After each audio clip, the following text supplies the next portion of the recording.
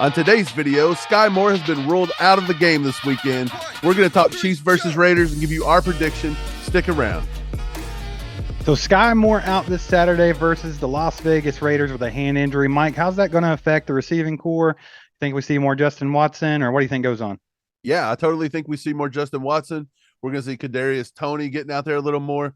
He actually opened up his route tree the other day. If you notice, Kadarius Toney was running longer routes up the sideline. He actually caught a few of those. I think we're going to see a lot more of them. Miko Hardman is actually going to be coming back. I don't know how much he'll play, if he'll be on a snap count, if he'll even see the field. We don't know. But yeah, I do think this opens up more things. But at the same time, Skyy Moore wasn't really demanding a lot of targets anyway, so we're probably not going to miss him. Right. Well, what kind of sucks about it is they were actually getting him into the offense. It looked like in the last few weeks, they had been doing a lot more screen passes to Skyy Moore because it's a good wrinkle in the offense to have when you have a guy that can break a short screen pass off for, sometimes 40 plus yards, kind of like McCole has the ability to do. I think Toney has that ability as well. So, I mean, it's cool that we have this many athletic receivers. And like you mentioned, Kadarius Toney looked really good last week. He was the leading receiver for the Chiefs. And I think the more time he gets settled in with that offense with a great quarterback like Patrick Mahomes, if he can just stay healthy and on the field, this guy could be a monster next year. But also in the injury news, we got Harrison Butker, who was back at practice today, but Andy did not rule out them signing a kicker in case he can't go. What do you know about that, Mike? Yeah, Andy said they're going to possibly sign a kicker to go on Saturday, just in case Butker can't kick.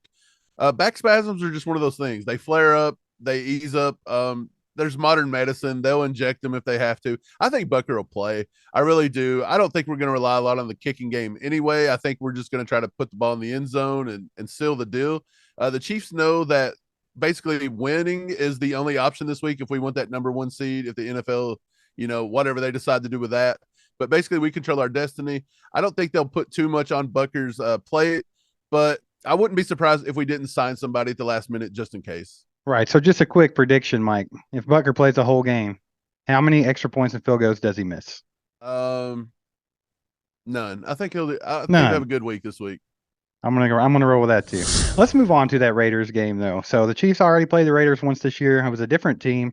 They had Derek Carr starting instead of Jarrett Stidham. But the Chiefs barely squeaked that one out. I think it was 30-29, and they won the game because Davante Adams and Hunter Renfrow ran into each other on the last play of the game, making that pass incomplete. So I went back and kind of looked at that game, and there were two things that really stuck out to me. Our run defense was abysmal that game. Josh Jacobs carried the ball 21 times for 154 yards, which is insane. I think he averaged over 7 yards per carry. And then also, Davante Adams went for 124 yards receiving on just 3 receptions. So to me, it looks like if we could stop that run game and not let him run all over us, and we can eliminate the big play, it looks like the Chiefs would have had that game in hand pretty easily. Yeah, I mean, we already know that if you pound the ball, you open up the pass game. We've said this time and time again. That's exactly the game plan they come out with. I remember them coming out and just pushing Josh Jacobs down our throat. A little bright side to that situation is Josh Jacobs has actually been downgraded in practice with a hip injury. He didn't even practice on Thursday.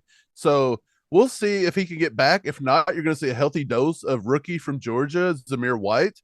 I know they really like him. He runs hard. He's very fast. I actually thought that was a guy that we could have looked at drafted last year.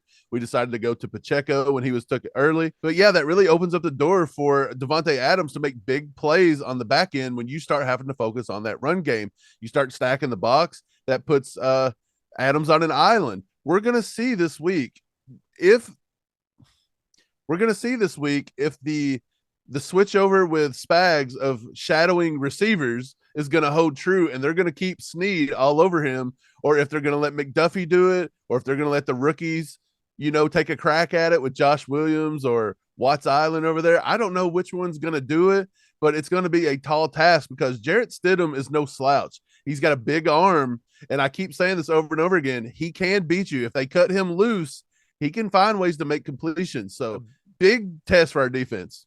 Right. And we were talking about how effective their running game was last time. Ours was not all that great. That was still when we had Clyde in the mix. I think he was starting. So we got a different running game going now. The Raiders have the 26th ranked defense in the league. So is that an opportunity for us to get Pacheco involved and actually chunk off some big runs and open up our pass game? Because if you look at our offense from the last game, they weren't the greatest. If you look at the stats, Patrick Mahomes had less than 300 yards passing. But the thing about it was, we're highly efficient in the red zone. That was the game that Travis Kelce had 4 touchdowns with only 25 yards receiving.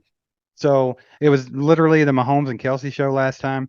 Maybe we got to get more people involved this time, be more efficient, get that run game going. I think there's plenty of opportunity there. And then when you look at their defense as well, Chandler Jones out for the rest of the year.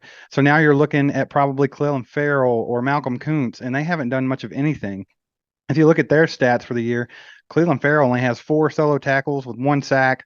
Malcolm Kuntz, 6 solo tackles, 0 sacks. So this is all going to be on Max Crosby. So you're going to see Max Crosby matched up against Andrew Wiley probably all day. So that's going to be a matchup to watch. See if Wiley can hold up on him, because everyone knows that Max Crosby is a beast. He has over 76 pressures this year already, and he's going to be a handful for Wiley. Yeah, Farrell, he was drafted in the first round. He never really panned out to what they thought. He was actually probably on the trade block for most of the season. He's probably not going to be back in a Raiders uniform. So this may be a chance for him to showcase what he can do, maybe get him a contract in the offseason with another team. Yeah, so I'm with you. The offensive line does look like this could be a game that they can continue to gel and get better.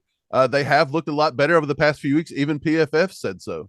Yeah, they have them ranked number 2 offensive line in football right now, which is amazing because at one point they were down there in the 6, 7, 8 range. So they've made their way back up to what they should have been at the beginning of the season. Right. And I don't think that we are going to pound the ball a lot. We say that every week. I just don't see it. I don't think that's Andy's style. I don't think it's Bieniemy's style. Whoever's calling the plays, again, nobody cares. But at this point, I just don't see us running the ball a whole lot. If it were me, I would kind of make this a Rojo kind of game. I think Rojo could handle a few more carries. And if he gets injured, it's not one of your main guys touching the ball. I just don't see how you can finally run Pacheco 20 or 25 times and then risk injury going into the postseason. That doesn't make a lot of sense. You definitely don't want to risk Jerick McKinnon going into the postseason. We're playing on a double-edged sword here. Like, we have to win, but you also don't want to injure a key part of your offense. So we may see a lot of more double tight end sets. We might see a lot more Noah Gray now that Skyy Moore is out of the mix a little bit. That may be the direction they head in. Right. So as I said earlier, that Andrew Wiley and Max Crosby matchup, that's going to be a huge one to watch when we're on the offensive side of the ball. On defense, I want everybody to keep an eye on Chris Jones, because him against Dylan Parham, and I think Alex Bars is their other guard. That's potential for game-wrecking mismatch right there. Like, he ought to be able to absolutely dominate those two guys. So Chris Jones should have a huge game and keep Stidham very uncomfortable in that pocket. Mike, are there any matchups that you want to see? I know I mentioned that if we can just shut the run game down and eliminate the big plays, that it should be a pretty solid game. But is there any matchups out there that you're interested in watching? Yeah, first and foremost, I think it's our linebackers. I want to see Willie Gay. I want to see Nick Bolton versus Zamir White. If Josh Jacobs can get back, then it's versus Josh Jacobs. But we got to shut that run game down. I want to see our defensive line be able to hold the point of contact and actually help stop the run game as well. On the other side of that, on the offense, I want to see Juju eat a little bit this week. I think he can. I think this is a game that Juju can kind of make a little bit more of a step forward.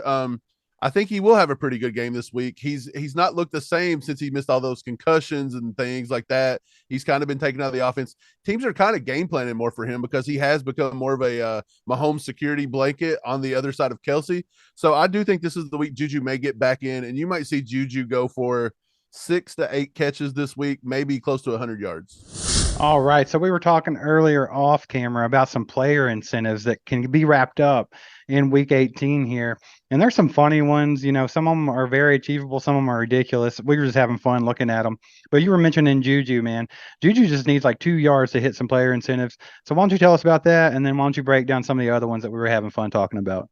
Yeah, so Juju needs 65 receptions and 900 yards. That would get him 1.5 million for the 65 receptions, which he's already hit, and he needs 900 yards. He gets 1.5 million.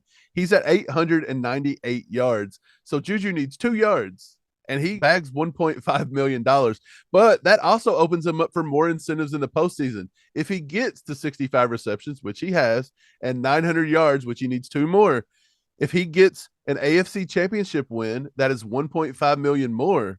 Actually, I'll take that back. That's 1 million more. And he gets 1 million more for the Super Bowl. So potentially these 2 yards could be worth $3.5 million for Juju. We want it to be that. We want that to happen because we want that AFC Championship and that Super Bowl. So let's go with a funny one, non-Chiefs related. You mentioned Kenny Galladay to hit his player incentive. That was hilarious. What was it?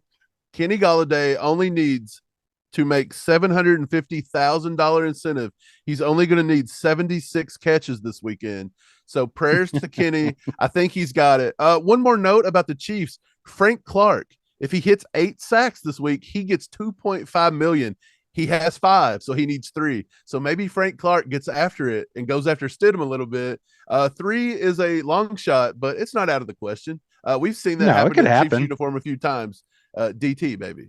Yeah, and we can't put him in the same category as DT, but I do think Frank could get, he could potentially get 3 sacks if he's having a great day, if he gets a good look. So we'll watch it and see. We'll see how that goes, man. Yeah, so we talked about what we wanted to see in this game against the Raiders on Saturday, but let's go ahead and get into some score predictions. Mike, what do you got? I'm going to take the Chiefs 34, Raiders 28.